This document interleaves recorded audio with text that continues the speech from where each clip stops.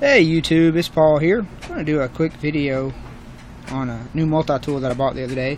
It's been a little while since I've posted a video, but things have been so busy here that I've not even had a chance to make one. I purchased this about 3 weeks ago at local Academy store that we have here.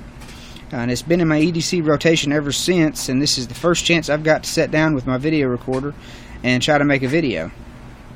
This is the Leatherman Sidekick. This replaced the Leatherman PST that I've carried for so many years.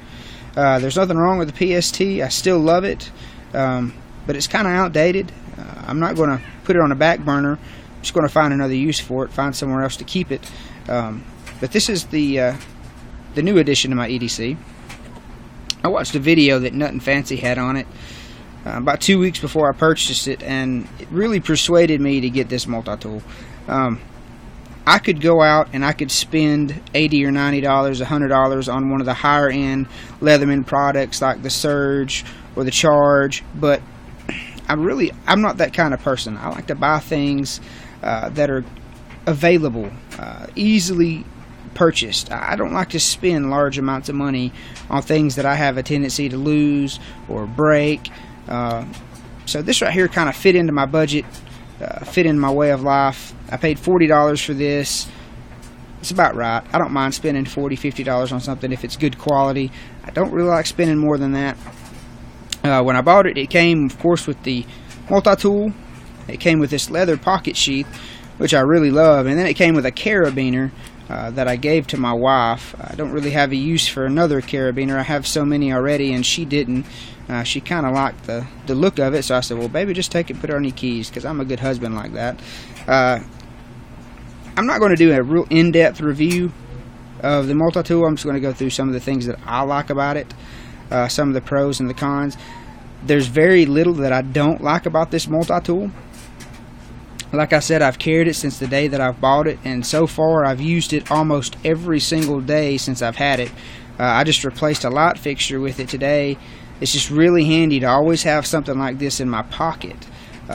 Just a few quick specs on the multi-tool itself, and this come off the Leatherman website. It is 3.8 inches closed, so it's still fairly compact. It's not bulky or anything like that. It's not even heavy. It's only 7 ounces, so it fits right in my pocket. The blade length, if I can hold on to it here, is 2.6 inches.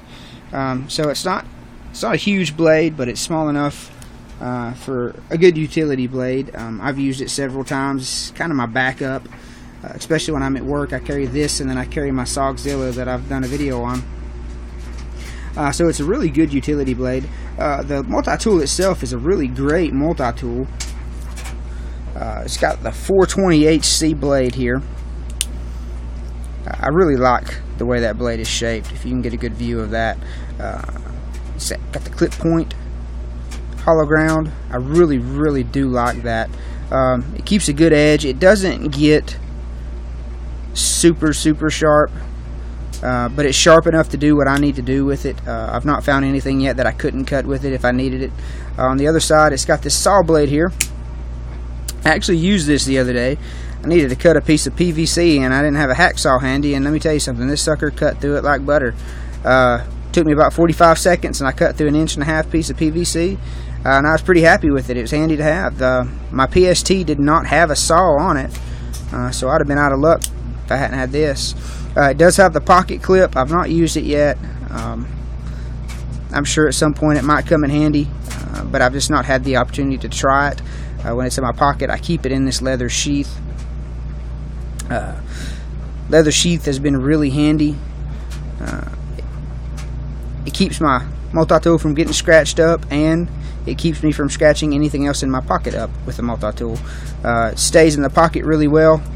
It's kind of grippy. It's kind of got a suede feel, maybe like a tool belt or something like that.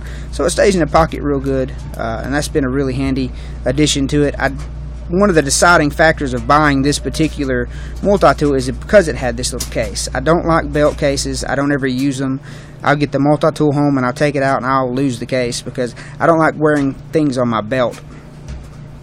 So this has been really, really neat. I'm really glad that Leatherman thought to put something like this with this multi-tool. Let's see if I can open this up one-handed here. Sorry guys, I don't have a tripod yet. I'm hoping before long to purchase one. But till then, you're just going to have to put up with my wobbly camera and handicapped one-hand operation. The pliers are spring-loaded, which is a really nice addition.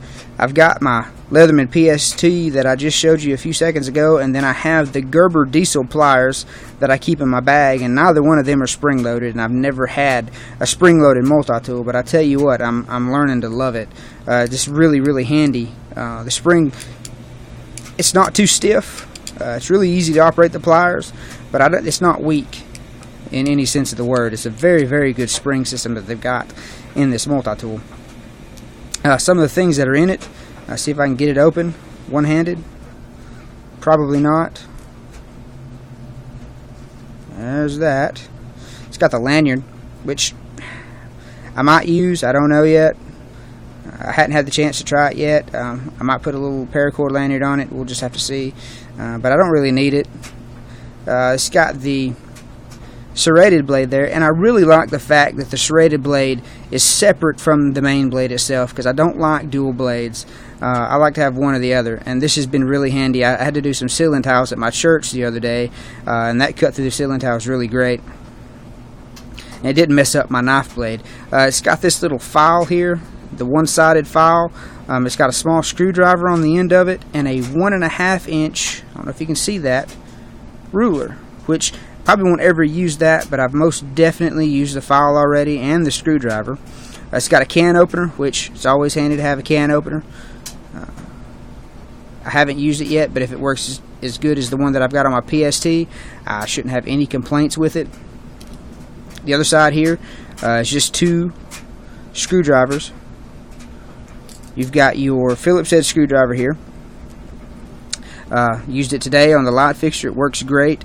It's fairly narrow, but it's good thick stock, so I don't have to worry about it breaking. Then it's got this bigger flathead screwdriver, which is thick enough if you needed to. You can see that there, that you can actually use it as a pry bar on something small. And that's all the tools that it has on it, but frankly, that's all the tools that I need. I've never really needed anything more on a multi-tool than what's on this one. I'm sure if I had the bit driver set that comes with some of the more expensive Leathermans, that I would find a use for them, but I don't have it. I've never had it, so therefore I don't really miss it. This has all the capabilities that I would need on a multi-tool, and it's fairly small. It's compact. It's a little bit larger than my PST, but that's okay. It's a little bit heavier, but I don't mind it. It doesn't bother me at all. When I put it in my pocket, I don't even know that it's there. But yeah, that's it, guys. These are my new multi-tool.